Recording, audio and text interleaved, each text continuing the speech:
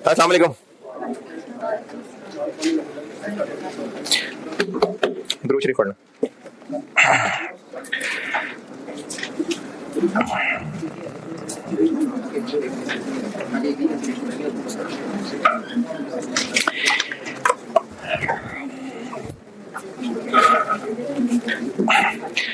हाँ जी, कल वाला लेक्चर सुन लिए होंगे? नहीं, किस किस ने सुन लिया? यहाँ बैठे हुए के अलावा जहाँ बैठे थे वो तो थे ही 4 5 6 बस है। क्या करूं लेक्चर?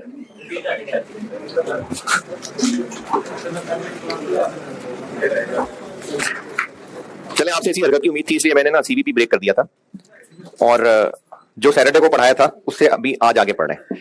लेकिन वो जो पढ़ाया था वो शॉर्ट टर्म डिसीजन मेकिंग में शदीद इस्तेमाल होना है। मैंने लर्निंग कर्व एक चीज पढ़ाई थी।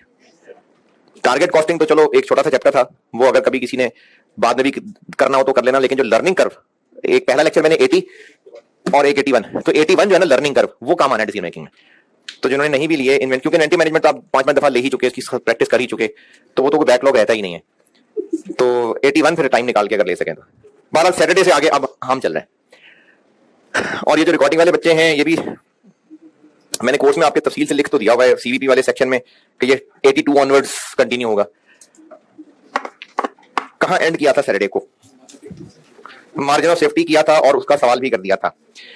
अच्छा, सीवीपी वाले चैप्टर में ना मुश्किलें ये हैं कि ये तो पता चल रहा है कि सवाल में करना क्या है, लेकिन कैसे करना है, कहीं पहेलियां कभी कहीं से कहीं निकल जाते हैं, कभी कहीं से कहीं निकल जाते हैं उसी रिलेशनशिप पे घूम रहे सारे। तो बस ये उस सवाल में क्लिक कर जाए, ये है काम। और वो अगर आप घबरा के इसको छोड़ना चाहें तो 10-12 नंबर छोड़ने हैं तो 88 में से पास होने की कोशिश कर लेना। लास्ट टाइम सीवीपी में से सवाल नहीं आया था।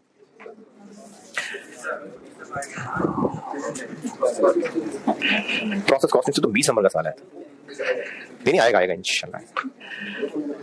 अच्छा, एक दिन में आप भूल भाल गए होंगे तो एक छोटा सा सवाल कर दें, कैलकुलेटर तेज कर लें जरा। एक छोटा सा आसान सा सवाल है, वो आप कर दे, फिर मैं एक सवाल बोर्ड पे कराता हूं। मेरी बुक में है पहला ही सवाल, मेरी बुक में ये पहला ही सवाल है और ये है ऑटम 2022 अटेम्प्ट में आया था। ऑटम 2022 यूरेनस लिमिटेड के नाम से। ऑटम 2022 अटेम्प्ट में ये क्वेश्चन 4 था, यूरेनस लिमिटेड के नाम से है और छोटा सा आसान सा सवाल है। पार्ट ए कर दें बस, ऐसे ही आपके रिवीजन के लिए करा रहा हूं, वरना तो मैंने कराना भी नहीं था, करा नहीं रहा, मतलब आप कर रहे हैं। पार्ट ए कर दें इसका जल्दी से।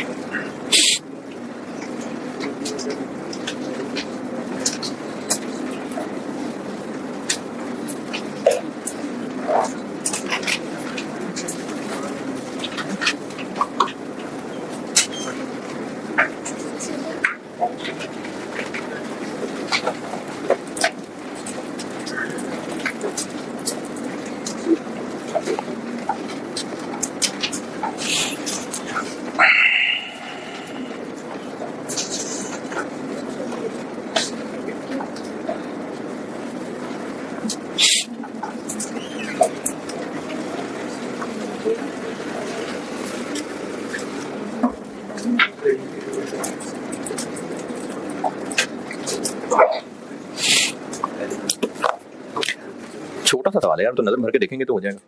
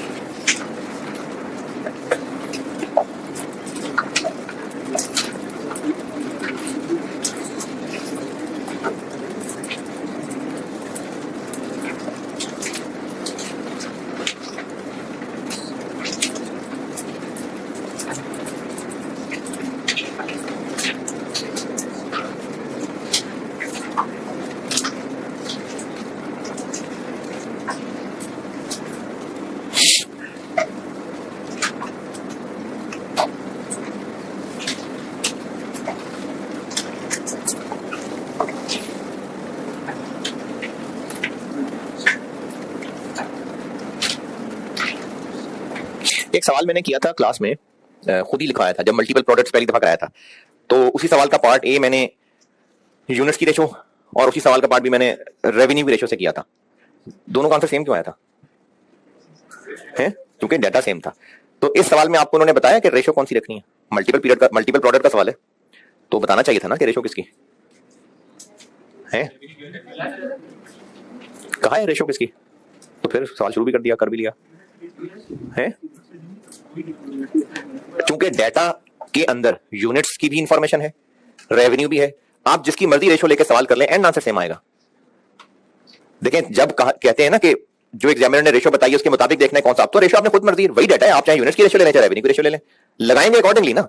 अगर यूनिट्स की रेशो लेनी है आपने तो फार्मूला भी आप यूनिट वाला लगा रहे होंगे, रेवेन्यू की रेशो लेनी है तो फार्मूला भी आप रेवेन्यू वाला लगा रहे होंगे। फार्मूला एंड पे आंसर सेम आएंगे क्योंकि डाटा वही है।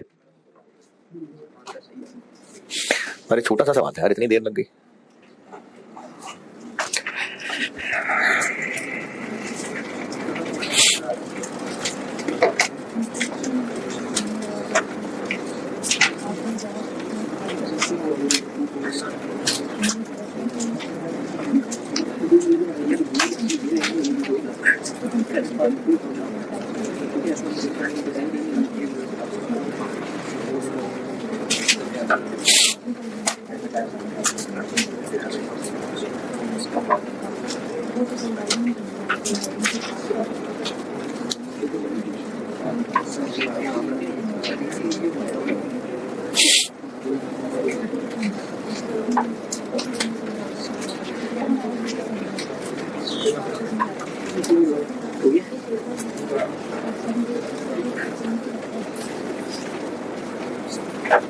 यार सीरियसली कितनी देर पार्ट है में?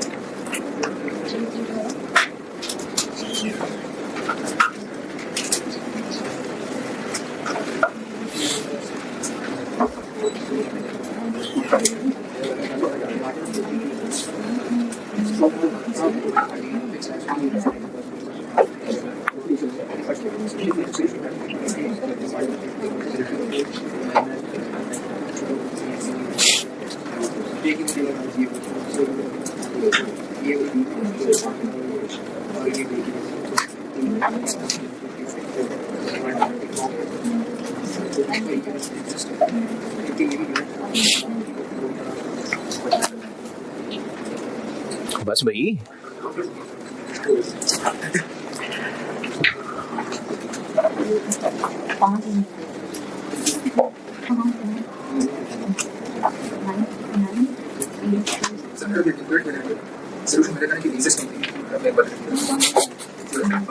एग्जिस्टिंग कहा था, एग्जिस्टिंग।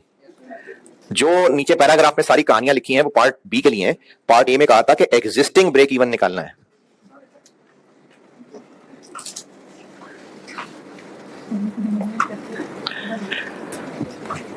एग्जिस्टिंग यूनिट्स दिए हुए हैं, एग्जिस्टिंग सेल प्राइस दी हुई है, वेरिएबल कॉस्ट दी हुई है, कंट्रीब्यूशन पर यूनिट निकलेगा। चाहे तो रेवेन्यू की रेशो लेके अमाउंट वाला फार्मूला लगा लें, चाहे तो यूनिट्स की रेशो लेके यूनिट्स वाला फार्मूला लगा लें, जो भी कर लें दोनों सही होंगे, क्योंकि आप खुद ही रेशो अपनी मर्जी से ले रहे होंगे, आप लाइव अकॉर्डिंगली कर रहे होंगे। ब्रेक इवन निकलेगा, फिर उसको बांट दें प्रोडक्ट्स में, और मार्जिन ऑफ सेफ्टी 0 है, क्योंकि नेगेटिव सेफ्टी तो नहीं होती ना। यानी अगर आप 50 नंबर पास मार्क्स 35 का करके आ रहे हैं तो कितने सेफ हैं आप? 50 पास मार्क्स है, 35 का आप करके आ रहे हैं तो सेफ हैं। सेफ्टी तो है जब ब्रेक इवन से ज्यादा हो हमने सेल्स की तो इसलिए अगर मार्जिन ऑफ सेफ्टी का आंसर नेगेटिव आ रहा है तो मार्जिन ऑफ सेफ्टी नेगेटिव नहीं है, 0 है। कर लिया? ठीक है, चले एक सवाल पढ़ लीजिए। ये स्प्रिंग 19 अटेम्प्ट का सवाल होगा। सेफ्रॉन लिमिटेड, मेरी बुक में question number 6, saffron limited spring 2019, मेरी बुक में क्वेश्चन 6 है, पेज 238 पे। अच्छा सवाल है इसमें। अच्छा, जो पहेलियां है ना कि कभी इधर से उधर जा रहे होंगे तो उधर जा रहे होंगे, तो ये प्रैक्टिस से ही रिटेन रहेंगी ये चीजें। तो इस सवाल में भी बड़ी अजीब अजीब घुमन फेरियां हैं। सवाल पढ़ ले, मैं करता हूं। स्प्रिंग 2019 अटेम्प्ट का सवाल है सेफ्रॉन लिमिटेड के नाम से।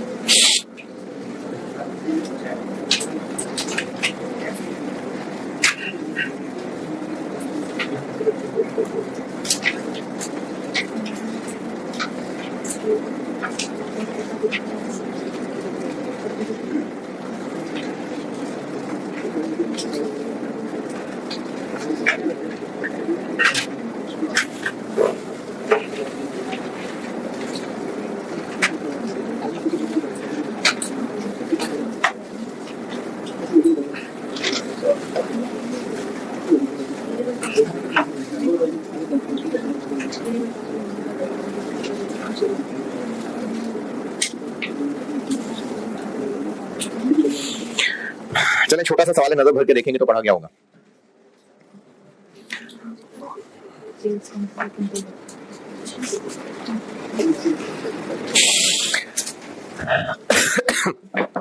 अच्छा, पहले बताई हुई कुछ चीजें याद करा दूं। Inflation, total fix cost total का कॉन्सेप्ट है, वो टोटल ही पे इन्फ्लेशन अप्लाई होगी, जबकि वेरिएबल खर्चे एक रेट होता है तो इन्फ्लेशन उस रेट पे अप्लाई होगी। फिर एक और बात ये बताई थी, वो प्री सीवीपी करके जो कैलकुलेशन करा रहा था, कि अगर किसी एक पीरियड की आपको टोटल वेरिएबल कॉस्ट गिवन है, टोटल फिक्स कॉस्ट गिवन है, तो उनको यूज करके अगले पीरियड की फिगर्स प्रोजेक्ट कर सकते हैं। लेकिन टोटल फिक्स कॉस्ट प्रोजेक्ट करते हुए सिर्फ इन्फ्लेशन एडजस्ट होगी, लेकिन टोटल वेरिएबल कॉस्ट प्रोजेक्ट करते हुए इन प्राइस चेंज भी आएगी और क्वांटिटी चेंज भी आएगी। ये किसी दौर का वाकया है, बताया था। ठीक है, सवाल की रिक्वायरमेंट पार्ट ए, ये मैं कर रहा हूं spring 19। Part A, budgeted income statement मांगी है, बजटेड इनकम स्टेटमेंट। तो बजटेड इनकम स्टेटमेंट, अच्छा ये जो सीवीपी वाला चैप्टर कर रहे हैं ना, तो इसमें अब वेरिएबल और फिक्स्ड अलग अलग ही रहेंगे, सारा है ही वेरिएबल फिक्स के ऊपर ही है चैप्टर। तो अगर वो इनकम स्टेटमेंट मांग रहा है तो उसका मतलब वो इस शक्ल की है जो इस चैप्टर में काम आनी है।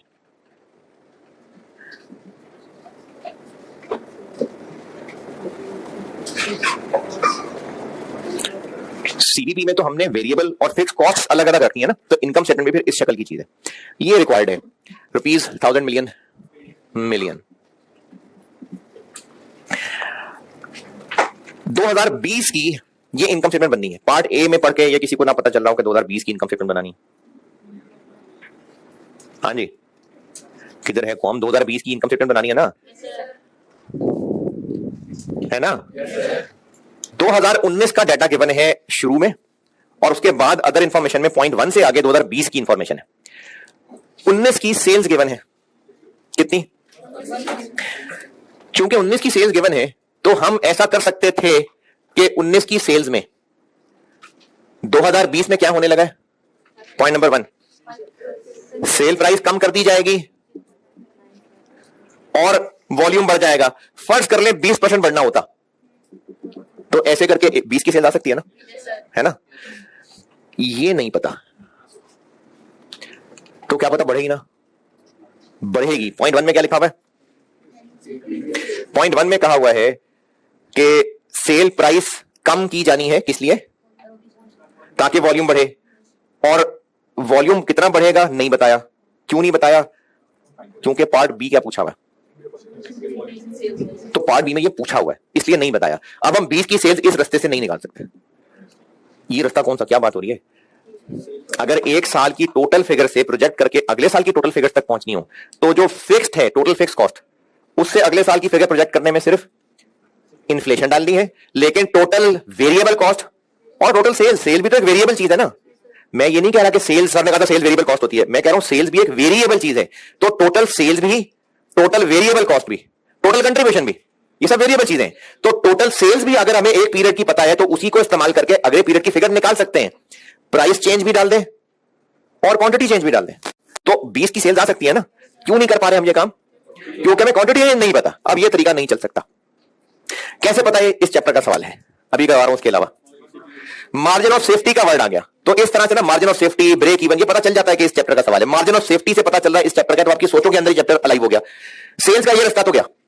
यूनिट्स बताए हैं, कहीं प्राइस बताई हो, वो भी नहीं है। या तो यूनिट्स को प्राइस से मल्टीप्लाई कर लेते, ऐसा भी गया रास्ता। सेल्स 20 की हम यहां से नहीं पहुंच पा रहे। और कोई हिंट कुछ? क्या ऐसा हिंट अवेलेबल है 2020 के डाटा में जहां से हमारा कोई ना कोई? अच्छा, हमने बजटेड सेल्स निकालनी है ना। बजट, इस चैप्टर को याद करें, बजटेड सेल्स कहां कहां किधर किधर इस्तेमाल होती है। बजटेड सेल्स निकालनी है पॉइंट 1 से लेकर पॉइंट 4 तक। कहां ऐसा कोई हिंट मिल रहा है कि जहां हम छापा मारें तो बजटेड सेल्स तक पहुंच जाए? मार्जिन ऑफ सेफ्टी 20 का मार्जिन ऑफ सेफ्टी कहा है कि 25% होगा, तो इससे क्या हिंट मिला? अच्छा, मैंने ना एक सवाल खुद भी बनाया था, फिर आपको स्प्रिंग 17 भी एक सवाल कराया था जिसमें हम मार्जिन ऑफ सेफ्टी से ब्रेक इवन से छलांग लगा के बजटेड सेल्स तक पहुंचे थे, बजटेड प्रोडक्शन तक गए थे। तो मार्जिन ऑफ सेफ्टी है सवाल में, बजटेड सेल्स तक पहुंचना है, तो क्या रास्ता मिल रहा है? अगर हम 2020 की ब्रेक इवन सेल निकाल लें तो वहां से बजटेड सेल्स तक आ जाएंगे। तो अब अगला मसला ब्रेक इवन सेल निकालते हैं। ये हमने यही छोड़ दिया, इसको पूरा कर लेंगे, वैल्यूज डाल लेंगे, ब्रेक इवन की तलाश करते हैं। अब ब्रेक इवन सेल्स निकल आई अगर, तो वहां से हमें ये बजटेड सेल मिल जाएंगे। Break even sales total fix cost divided by, हाँ जी, डिवाइडेड बाय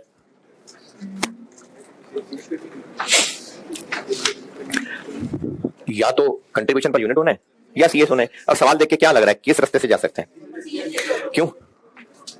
क्योंकि कंट्रीब्यूशन मार्जिन परसेंटेज दी हुई है ना, यूनिट्स का तो है ही नहीं कहीं नाम भी, तो CS ratio, contribution margin CS ratio. Total fix cost 2020 की नहीं पता, वर्किंग 1, सीएस रेशो 2020 की। अच्छा चले पहले फिक्स कॉस्ट निकालते हैं। अब अगली तलाश टोटल फिक्स कॉस्ट की। ऊपर टेबल में 19 की आपको बस 3 चीजें दी हैं, उसके बाद 4 पॉइंट्स में 2020 का है जो भी कुछ है। तो इन 4 पॉइंट्स में कहीं फिक्स कॉस्ट के बारे में कुछ कहा हो? पॉइंट 1 में, पॉइंट 2 में, पॉइंट 3 में क्या कहा है? बस डेप्रिसिएशन कहिए। फिक्स कॉस्ट के बारे में क्या कहा है? डेप्रिसिएशन कहिए। है जी। पॉइंट नंबर 1 में कैंपेन कॉस्ट है ना, हाँ, तो वो भी एक फिक्स कॉस्ट है। पॉइंट 3 में इन्फ्लेशन होगी 8%, यानी फिक्स कॉस्ट महंगी हो जाएगी। किससे महंगी हो जाएगी? जो 19 की थी, तो किधर है 19 की? हाँ, तो अब हमारी अगली तलाश 19 पे चलेगी। अब हम आते हैं 2019 के डाटा पे। आपको 2019 की टेबल में 3 चीजें पता है, इसी पे दिमाग लगाएं और सब लोग कोशिश करें, देखें कहीं से फिक्स कॉस्ट पता निकलती हो 2019 की। बोले कोई ना, भी ट्राई बेटे सारे किया करें। 2019 में आपको टेबल में बस 3 चीजें दी हुई है, इन पे गौर करें और देखें कहीं से 19 की फिक्स कॉस्ट पता चलती है।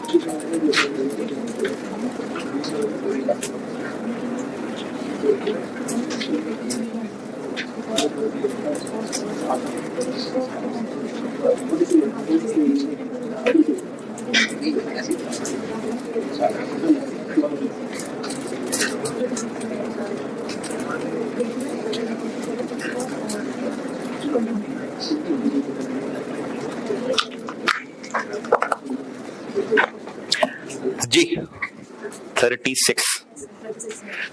हाँ भाई, नहीं पेपर्स डन है 36। चलें, सही कह रहे होंगे सारे। 2019 के बारे में पता क्या क्या है? सेल्स पता है, कंट्रीब्यूशन मार्जिन सीएस रेशियो पता है, और मार्जिन ऑफ सेफ्टी पता है। अच्छा, एक ब्रैकेट में कर रहा हूं, उम्मीद तो है कि आ जाएगा समझ, ना आया तो उसको फिर 2 लाइनों में तोड़ के बता दूंगा। 2019 की टोटल फिक्स कॉस्ट निकाल रहा हूं। ये क्या निकला है? Break even. क्यों? क्योंकि पिछले साल की सेल्स ये हैं, मार्जिन ऑफ सेफ्टी 25% था, तो फिर ब्रेक इवन 75 था। ये निकला ही break even sales. Break even sales is equal to total fix cost over CS ratio. तो ब्रेक इवन सेल को इससे मल्टीप्लाई कर लें तो फिक्स कॉस्ट आ जाएगी। तो कंट्रीब्यूशन मार्जिन है 30%। कितनी? 36। ये 2019 की फिक्स कॉस्ट आ गई। ये आगे 2019 की फिक्स कॉस्ट। 2020 चाहिए, मैं 19 तो नहीं, मैं तो 20 चाहिए था। 19 क्यों निकालना पड़ा? क्योंकि उन्होंने कहा था 8% महंगा है, तो 19 निकालेंगे तो महंगा करेंगे ना। तो अब हम 2020 में इसको 8% महंगा कर दें।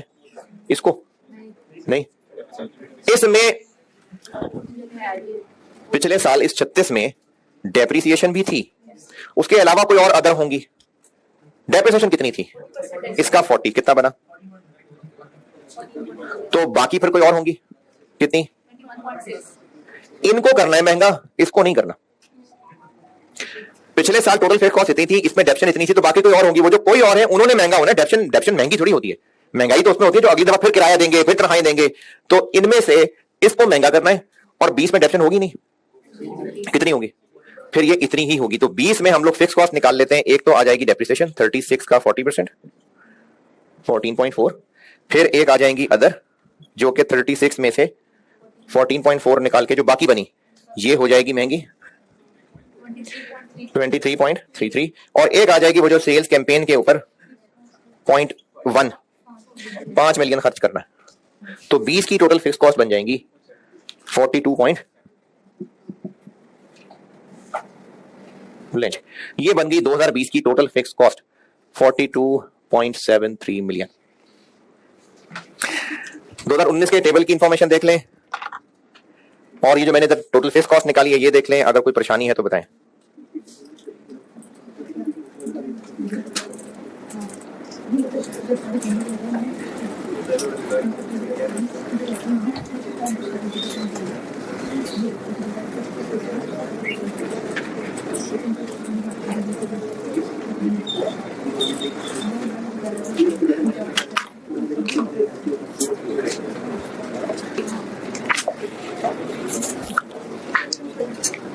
Total fix cost okay, CS ratio क्या आएगी 30 या अब 30 नहीं रहेगी है 2020 मतलब ईयर 2020। अच्छा अच्छा 2020 ये हम ब्रेक इवन सेल्स क्यों कैलकुलेट कर रहे हैं, ये कहां से कहां निकल आई बात, हम क्या कर रहे हैं ब्रेक इवन सेल्स निकाल रहे हैं 2020 की, क्यों ताकि बजटेड सेल्स तक पहुंचे, क्योंकि ये रास्ता नहीं चल पा रहा।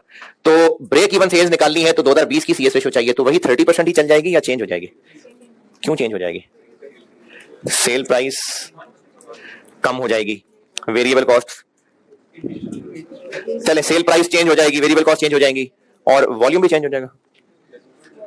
दोबारा सुने 2020 की सीएस रेशो 30% ही रहेगी या चेंज हो जाएगी, क्यों चेंज हो जाएगी, क्योंकि सेल प्राइस भी चेंज हो रही है, वेरिएबल कॉस्ट भी चेंज हो रही है और वॉल्यूम भी चेंज हो रहा है। अच्छा चले मैं दोबारा बोलता हूं, अगर सेल प्राइस ना चेंज हो रही होती, वेरिएबल कॉस्ट चेंज ना हो रही होती, लेकिन वॉल्यूम चेंज हो रहा होता तो सीएस रेशो वही रहती है या चेंज हो जाती है। 2019 में सीएस रेशो 30% थी, 2020 में अगर सेल प्राइस भी उतनी ही रहे, उतनी ही कितनी ही उतनी ही कितनी ही किधर कौन कहां, मैं आपसे पूछ रहा हूं कुछ, उतनी ही कितनी ही जितनी 19 में थी, वेरिएबल कॉस्ट भी उतनी ही रहे, तो क्या सीएस रेशो नहीं, सेल प्राइस भी उतनी ही रहे, वेरिएबल कॉस्ट भी उतनी रहे, सिर्फ यूनिट्स बढ़ जाएं तो सीएस रेशो उतनी रहेगी या चेंज हो जाएगी। हाँ जी सेम रहेगी, क्यों, सीएस रेशो का ना यूनिट्स कम ज्यादा होने से ताल्लुक नहीं है।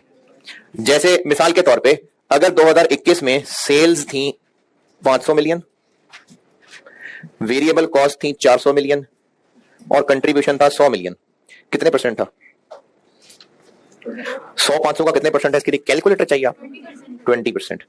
और अगर 2022 में यूनिट्स जितने 21 में बिके थे उससे डबल बिक गए, प्राइसेस वगैरह में कोई चेंज ना हुई, अब कितनी सीएस रेशो होगी, अब भी 20 होगी। तो यूनिट कम ज्यादा होने से नहीं सीएस रेशो पे फर्क पड़ता, प्राइसेस चेंज होंगी तो फर्क पड़ेगा। तो अब 2020 में हम 30% ही क्यों यूज ना कर लें, क्योंकि सेल प्राइस कम हो रही है, वेरिएबल कॉस्ट में महंगाई हो रही है, तो इसलिए हमें 2020 की सीएस रेशो निकालनी पड़ेगी। 2020 की सीएस रेशो निकालते हैं। अच्छा सीएस रेशो निकालने के लिए या तो कंट्रीब्यूशन और सेल प्राइस पर यूनिट चाहिए या टोटल से भी निकल आएगा ना, ये पता नहीं शायद मैं सवाल अजीब अजीब पूछता हूं या सीएस रेशो का फार्मूला क्या होता है, कंट्रीब्यूशन ओवर सेल, तो क्या per unit contribution per unit sale price से सीएस रेशो निकल आएगी, हाँ, और टोटल इतने रुपीस मिलियन कंट्रीब्यूशन, टोटल इतने रुपीस मिलियन सेल्स निकल आएगी ना। 2020 की सीएस रेशो निकालनी है, तो 2020 की तो हमारे पास ना प्राइसेस हैं तो ना टोटल फिगर्स हैं, टोटल तो हमने निकाली है, तो सीएस रेशो निकलेगी कैसे। मसला दोबारा 2019 की सीएस रेशो है ना, 2020 की सीएस रेशो चेंज हो जाएगी, क्यों चेंज हो जाएगी, क्योंकि प्राइसेस चेंज हो रही हैं, तो हमें 2020 की रिवाइज्ड सीएस रेशो निकालनी पड़ेगी। तो सीएस रेशो निकालने के लिए या तो कोई टोटल फिगर्स चाहिए होंगी या पर यूनिट चाहिए होंगी, तो हमारे पास 2020 की ना कोई टोटल फिगर्स हैं ना कोई पर यूनिट फिगर्स हैं। चलें और हिंट देखते हैं फिर। सीएस रेशो निकालने के लिए ना मैं आपको एक वर्किंग दो तरीकों से करके दे रहा हूं और आप दोनों ही समझिएगा, हो सकता है कभी किसी सवाल में कोई काम आ जाए, कभी किसी में कोई काम आ जाए, लेकिन आप दोनों ही समझिएगा।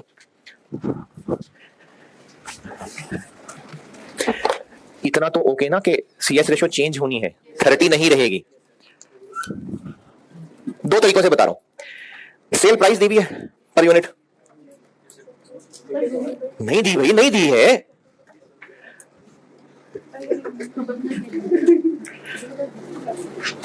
अच्छा क्या मैं कुछ अजीब से एकदम से सवाल कर देता हूं या एकदम से मैं एक बात पूछने लगा हूं, सेल प्राइस दी हुई है, यस सर,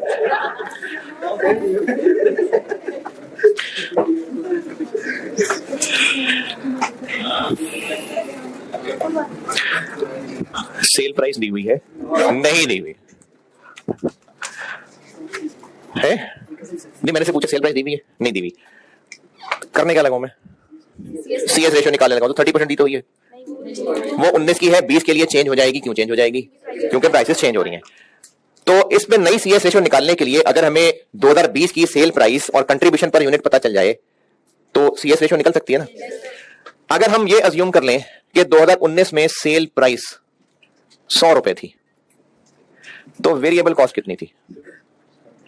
70 रुपए। क्यों? क्योंकि कंट्रीब्यूशन 30 थी। अब इससे आके हम 2020 बनाते हैं। 2020 में सेल प्राइस फिर क्या हो जाएगी जी? 95 नहीं, कम तो हो जाएगी, 95 हो जाएगी ना। कैसे? पॉइंट 1 में कहा हुआ है कि सेल प्राइस हम 5% कम कर लेंगे, तो वो हो जाएगी 95। वेरिएबल कॉस्ट के साथ क्या शुरू होगा? पिछले साल 70 रुपए थी, तो अब कितनी हो जाएगी? 0.2। 0.2 में क्या हो रहा है?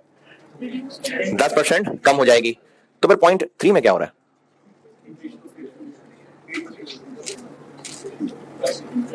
जी, वो कॉस्ट इन्फ्लेशन की बात हो रही है ना, तो वेरिएबल कॉस्ट क्या इन्फ्लेट नहीं होती? होती है। तो पॉइंट नंबर 2 कह रहा है वेरिएबल कॉस्ट कम हो जाएगी, पॉइंट 3 कह रहा है वेरिएबल कॉस्ट बढ़ जाएगी। तो कोई तो एक झूठ बोल रहा है।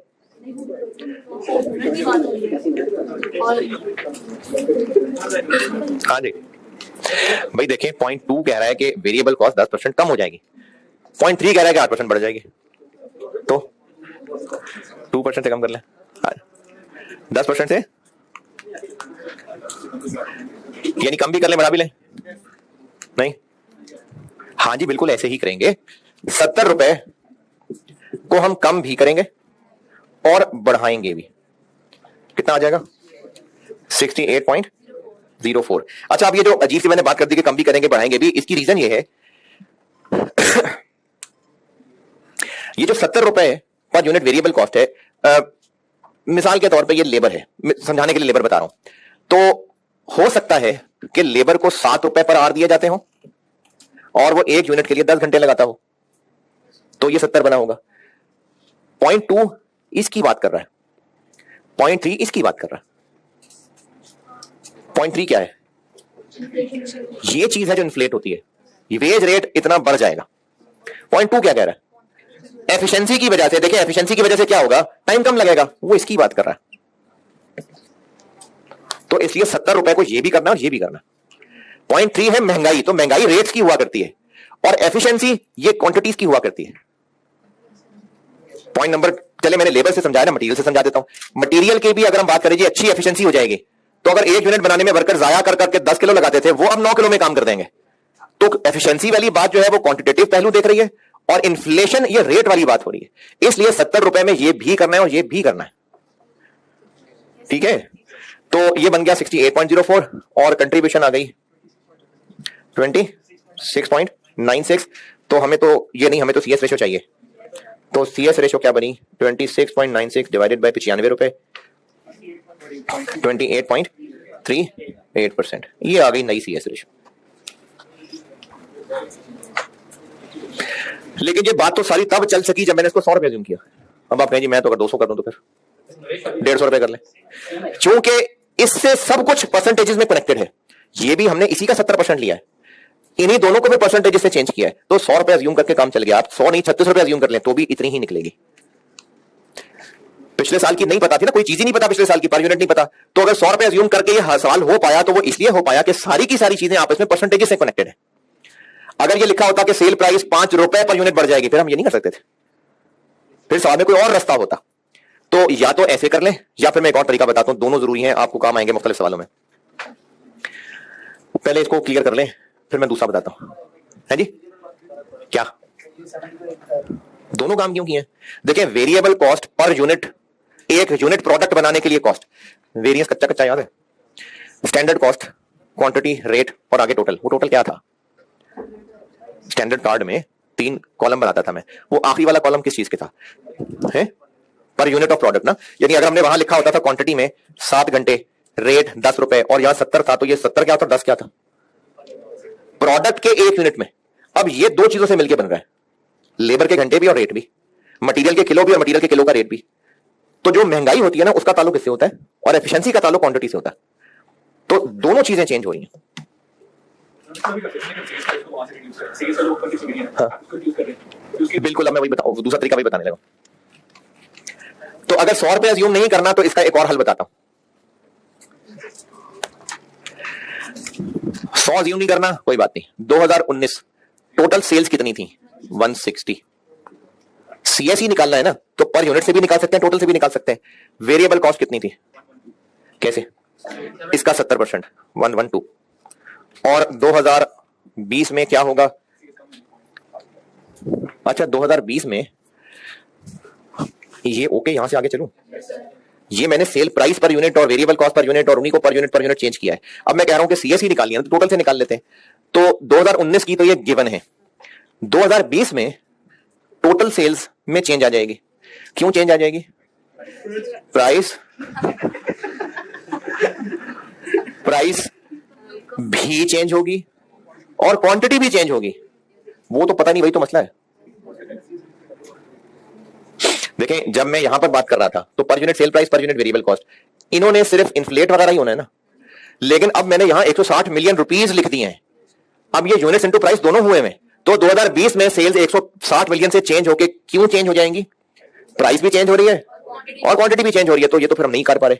लेकिन ये कर क्यों रहे हैं? क्या चाह रहे हैं? CS ratio. तो सीएस रेशो पे तो फर्क ही नहीं पड़ता क्वांटिटी चेंज होने से। तो हम सिर्फ सीएस रेशो की नियत की वजह से 2020 करने लगे हैं इग्नोरिंग यूनिट्स चेंज। यानी अगर यूनिट चेंज ना हो तो 2020 क्या हो जाएगा? सेल्स क्या हो जाएंगे? 160 मिलियन इंटू 0.95, 152। वेरिएबल कॉस्ट क्या हो जाएगी? 112 मिलियन, 0.9 भी, 1.08 भी, 108.86। अच्छा, वो किसी ने पूछा था, वो मुझे बताना ही भूल गया। किसी ने कहा था कि 10% कम करना है और 8% बढ़ाना है, तो 2% बढ़ा लें। 10% कम करना है, 8% बढ़ाना है, तो चलो 2% ही कम कर लेते हैं। नहीं, 10% किसी और का है, 8% किसी और का है। 10% क्वांटिटी को कम करना है, 8% रेट को महंगा करना है। तो इसलिए दोनों को अलग अलग चलाना है। ये क्या बना आगे? 43.14। 86 नहीं बोला। तो सीएस रेशो क्या बन गई? 28.38%। तो दोनों में से जैसे मर्जी सीएस रेशो, लेकिन सीएस रेशो हमने रिवाइज कर ली, क्योंकि सीएस रेशो चेंज हो किस वजह से रही है? ये प्राइसेस चेंज की वजह से। तो वो प्राइसेस चेंज चाहे इसमें डाल लें चाहे टोटल में डाल लें, रेशो तो नई निकल ही आएगी। 28.38%। ब्रेक इवन सेल आ गई 15064।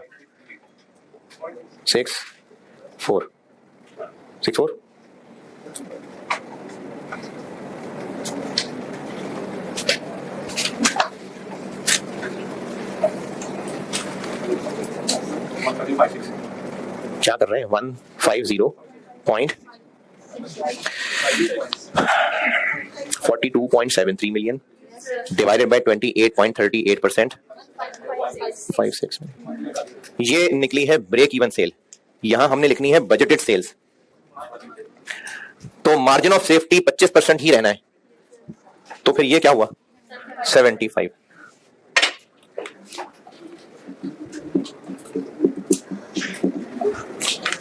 डिवाइड, सॉरी, हाँ जी, 200.75। ये निकली है बजटेड सेल्स।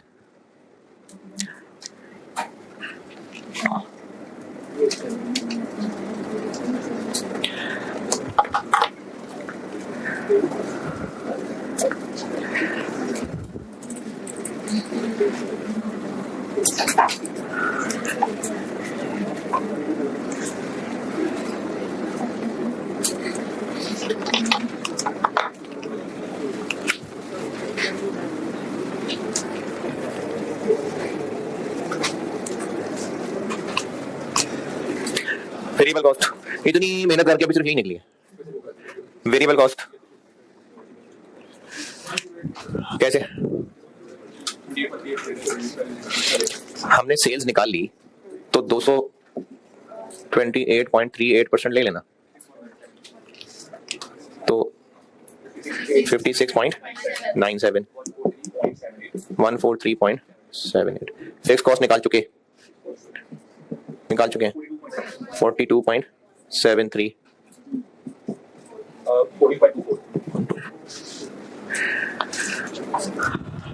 ये था 6 नंबर का सवाल जी। 6 नंबर थोड़े हैं?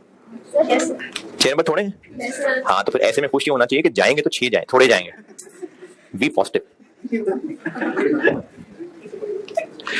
अच्छा, यहां ना एक सवाल हुआ करता है नॉर्मली, शायद जो लोग जाग रहे हैं उन्होंने ये सोचा हो, यहां मैंने 108 क्यों नहीं लिख दिया? ये 2020 की वेरिएबल कॉस्ट निकाली तो है 108, तो मैंने वो वहां क्यों नहीं लिख दी? किसी को लग रहा है कि नहीं सब लाइक बच्चे हैं? नहीं, कोई तो होगा। 108 वहां क्यों नहीं लिखा? किसी को नहीं एतराज है? 108 वेरिएबल 2020 की ही निकाली है ना 108, तो ये ही वहां क्यों नहीं लिख दी? नहीं लग रहा किसी को? तो जिनको लग रहा है कि 108 वहां लिख देते तो फिर 152 वहां लिख देते, वो क्यों नहीं लिखी? अगर ये वहां लिख दें तो फिर 152 भी तो सेल्स ही निकाली है ना 2020 की, फिर ये भी वहां लिख दें। हमने ये 2020 की निकाली जरूर है, लेकिन ये तो हमने सीएस रेशो निकालनी थी बस, इसलिए यूनिट्स की इंक्रीज इग्नोर की हुई थी। असल में तो होंगे यूनिट्स इंक्रीज, तो इसलिए 108 वहां नहीं है। इनका सिर्फ इतना काम था कि ये निकला है बस, उसके बाद अब ये किसी काम के नहीं। तो 2020 की बजटेड इनकम स्टेटमेंट हो गई ये पार्ट ए 6 नंबर। पार्ट बी आप करें अभी ट्राई, सुस्ती को ना किया करें, ट्राई किया करें। पार्ट बी करें ट्राई, पार्ट बी ट्राई करें।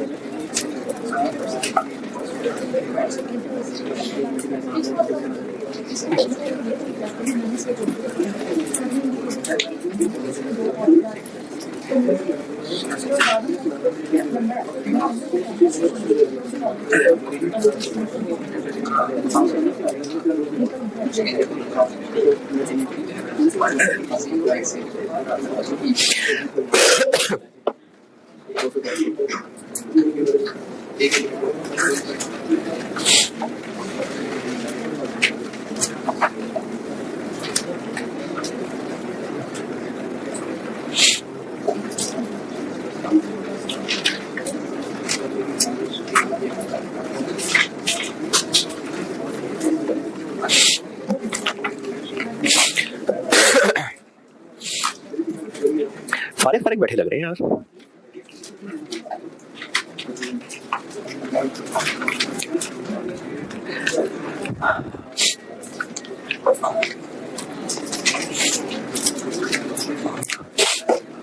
एक सवाल होमवर्क कर दें, अगर बुरा ना माने तो।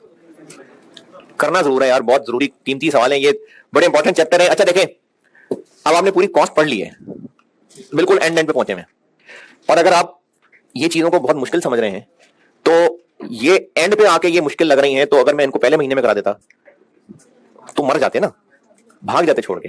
तो इसलिए ये एंड पे ही होने वाले काम है।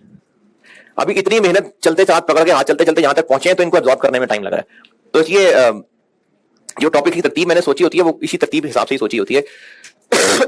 लेकिन मैंने ना उस दिन सब बच्चे खैर थे नहीं वहां पर, मैं अभी भी आपको कह रहा हूं कि जिनकी कॉस्ट कोई इतनी अच्छी नहीं भी चल रही है, लेकिन अब वो इंसान के बच्चे बन रहे हैं, inventory management, CVP, short term decision making, इसमें भी कदम जमा लेना तो आपके पास होने के चांसेस बहुत है।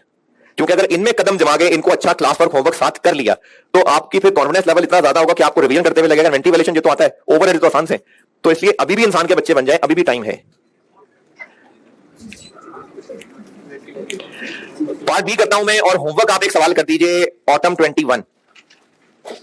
ऑटम 21 में ये सवाल है मेरी बुक में, क्वेश्चन नंबर 3, और रेड लिमिटेड के नाम से। Red limited, red limited.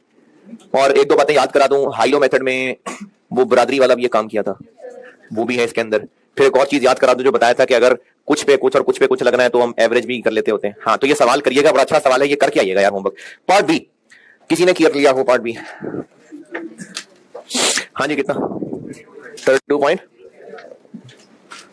जिन्होंने भी किया सबका ही, किस किसने कर लिया, सबका ही। अच्छा, जो से डिफरेंट हैं या अभी हाथ छोड़ के बैठे हैं, समझ ही नहीं आई। दो तरीकों से बताता हूं। मैंने ना बात यहां शुरू की थी तो खैर मिटा दिया, या मैंने ब्रैकेट में कुछ लिखना शुरू किया था जो छोड़ दिया था। मैंने ये किया था पार्ट बी, मैंने कहा था कि अगर 160 मिलियन को 0.95 कर लें और 1.2 कर लें तो बजटेड सेल आ जाएंगी ना। यहां से शुरू की थी बात। 0.95 करने का मतलब 5% प्राइस कम हो रही है, 1.2 करने का मतलब है वॉल्यूम कितना 20% इंक्रीज हो रहा है। ये रास्ता क्यों नहीं ले पाए थे? क्योंकि हमें ये चीज नहीं पता थी, लेकिन अब हमें इसका आंसर पता चल गया हुआ।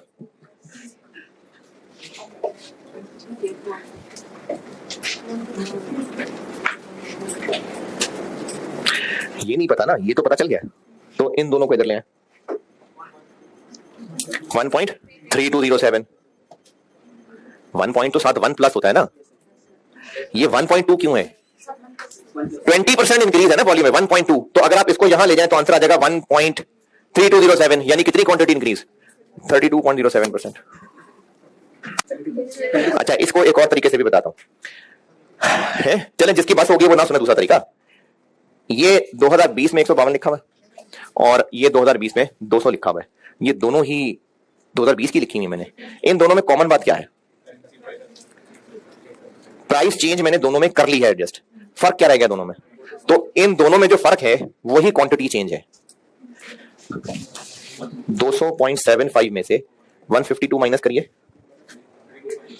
नहीं 48. तो 152 मिलियन में इतनी इंक्रीज क्वांटिटी की वजह से आ रही है। ये इसके कितने परसेंट? 32.07%। हमने वो वर्किंग में जो 152 लिखा हुआ है, जो यहां लिखा हुआ है, प्राइस चेंज दोनों में कॉमन है, फर्क है ही क्वांटिटी चेंज की वजह से, तो वो इतना फर्क है, तो ये इतने परसेंट। और अगर ये समझ आ गया तो कर लें, ऐसे कर लें। ऑटम 21 जरूर करके आइएगा यार, ये स्प्रिंग 23 में टेस्ट नहीं हुआ, ऑटम 22 हमने कर लिया, इसीलिए चारों के मैक्सिमम क्लास वर्क होमवर्क में आ जाए डिस्कशन में। ठीक है जी, अल्लाह हाफिज।